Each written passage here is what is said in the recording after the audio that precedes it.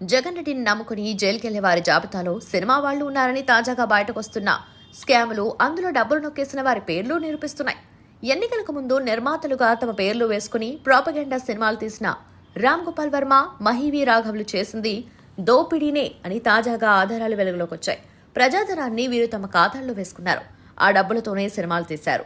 Digital corporation, fibre net పేరుతో డబ్బులు కొట్టేసి అడ్డంగా దొరికిపోయారు. వ్యూహం, యాత్ర 2 సినిమాల డబ్బులు ప్రజలవే.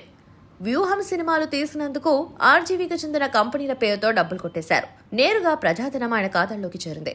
ఇక ప్రొడ్యూసర్గా తన పేరు వేసుకుని యాత్ర 2 సినిమాలు చేసి హాల్స్లీ హిల్స్ లో స్థలాన్ని కూడా కొట్టేబోయి బయటపడిన తర్వాత నీతులు కూడా చెప్పిన మహీవి రాఘవ్ కూడా ఈ జాబితాలో ఉన్నారు. ఆ లెక్కలన్నీ బయటకొస్తున్నాయి. డిజిటల్ కార్పొరేషన్, ఫైబర్ నెట్ నుంచి వారి ఖాతాల్లో డబ్బులు జమ అయినట్టుగా ఇప్పటికే సిఐడి గుర్తించింది. ముందస్తు బెయిల్ కోసం కోర్టుకెళ్లే సమయం వచ్చింది మహీవి రాఘవ్ అలియాస్ మహేందర్ రెడ్డి. ముందస్తు బెయిల్ కోసం పత్రాలు రెడీ చేసుకోవాల్సిన సమయం వచ్చింది. ప్రజాధనం కొట్టేసి ఆ పేరుతో ప్రాపగెండా సినిమాలు తీసి మళ్లీ దానికి నీతులు చెప్పడానికి, ఎకరాలకెకరాలు స్టూడియోల పేరుతో కొట్టేయడానికి ఏమాత్రం సిగ్గుపడకుండా చేసిన ప్రయత్నాలన్నీ వెలుగులోకి వస్తున్నాయి. అంతేనా, బయటపెట్టిన వారిపై విరుచుకుపడి ఛాలెంజ్ కూడా చేశారు. ఇప్పుడు అసలు కథ అంతా బయటకొస్తుంది. తల ఎక్కడ పెట్టుకోవాలో తెలియని పరిస్థితి వస్తుంది. తల దాచేసి పోలీసులు మీడియా ముందు నిలబెట్టే సీనున్నా ఆశ్చర్యం లేదు.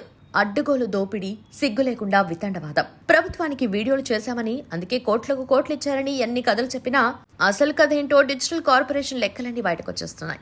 అన్నీ ఒకేసారి కాదు, ఒక్కొక్కటిగా బయటకు తెచ్చి జాతకాల్ని రోడ్డు మీద పెట్టిపోతున్నారు. గతంలో చెప్పిన నీతులన్నీ గుర్తు చేసుకుని మరోసారి తాము ప్రజాధనం దోచుకోలేదని, వ్యూహం, యాత్ర సినిమా తీసి జగన్ రెడ్డి ఓడిపోవటానికి తన వంతు సాయం చేసినందుకు సన్మానము, శాలువాను కప్పాలి, కానీ కేసులు పెడతారా అని వాదించడానికి వీరు రెడీ అవ్వాల్సిన సమయం వచ్చేసింది.